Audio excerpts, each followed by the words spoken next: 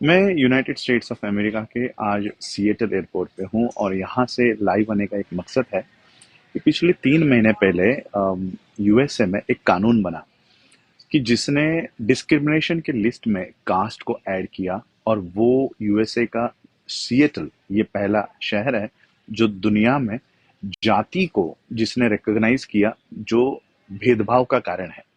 कई सारे अम्बेडकराइट्स, फेक अम्बेडकराइट्स या नकली अम्बेडकराइट्स मूवमेंट में घुसकर ये बताने की कोशिश कर रहे हैं कि कास्ट जो है ये यूनिवर्सल है, वैश्विक संस्था है। यानी जाति जो है ये पूरी दुनिया में होती है और पूरी दुनिया में जातिवाद होता है। ऐसे कुछ फेक अम्बेडकराइट्स हमारे भारत में अपने आप को इंटेलेक्चुअल बताकर ये बातें घोषित कर रहे हैं। अगर जाति ये वैश्विक होती तो सिएटल में जिन लोगों ने कास्ट को डिस्क्रिमिनेशन का लिस्ट में ऐड करने के लिए संघर्ष किया उन्हें पूछिए कि क्या कास्ट को वो ऐड कर रहे थे। डिस्क्रिमिनेशन, भेदभाव पूरी दुनिया में अलग अलग वजह से होता है। जैसे रेस पे, वर्ण पे होता है, कलर पे होता है, लैंग्वेज पे होता है, सेक्सुअल ओरिएंटेशन पे होता है। तो ये सारे भेदभाव के कारण पूरे दुनिया में फैले हुए हैं जो रिकॉग्नाइज्ड है। अब जब सिएटल में कास्ट को रिकॉग्नाइज करने की बात आई तब यहाँ के लोगों ने, और यही के नहीं, इवन अभी पिछले हफ्ते लंदन में कास्ट वॉच यूके ने एक बहुत बड़ी सफलता हासिल की है। वहां पर कोई बाजवा नाम का जातिवादी, मनुवादी, उसने एक पर्टिकुलर कास्ट के लिए एक टिकटॉक वीडियो बनाया। वहां पर उनको दिक्कत हुई कि कास्ट के ऊपर ये क्या होता है, चमार क्या होता है, ये महार क्या होता है। पहले तो इन लोगों को पता नहीं होता, दुनिया के लोगों को ये बात पता नहीं होती कि ये जाति क्या होती है। पहले तो हमें जाति एक्सप्लेन करने के लिए सालों साल निकल जाते हैं।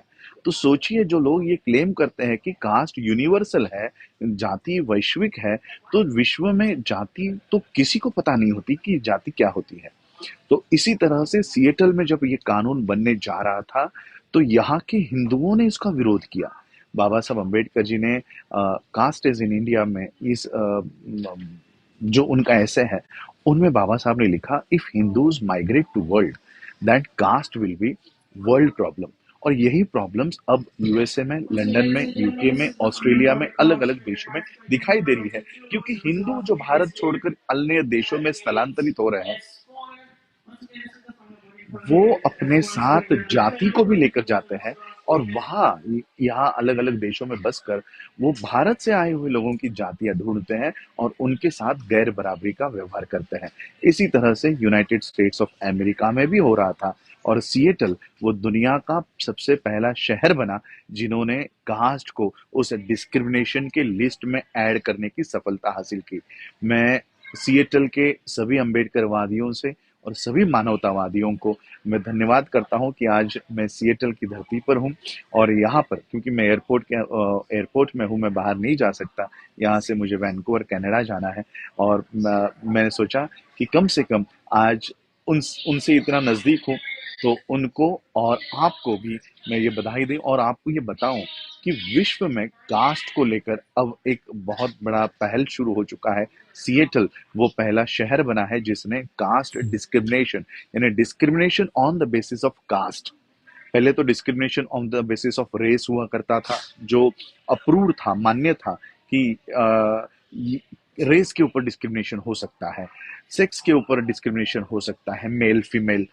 उसके बाद आपका सेक्सुअल ओरिएंटेशन के ऊपर डिस्क्रिमिनेशन हो सकता है, आपको लैंग्वेज को लेकर डिस्क्रिमिनेशन हो सकता है, लेकिन कास्ट को लेकर डिस्क्रिमिनेशन हो सकता है ये यहाँ तक किसी को पता नहीं था। ये बात सिएटल के अम्बेडकरवादियों ने, मानवतावादियों ने यहाँ पर साबित की। और आज मैं इसी सिएटल की धरती पर हूँ। तो ये ऐतिहासिक बात मैं आप लोगों को बताने के लिए आया था।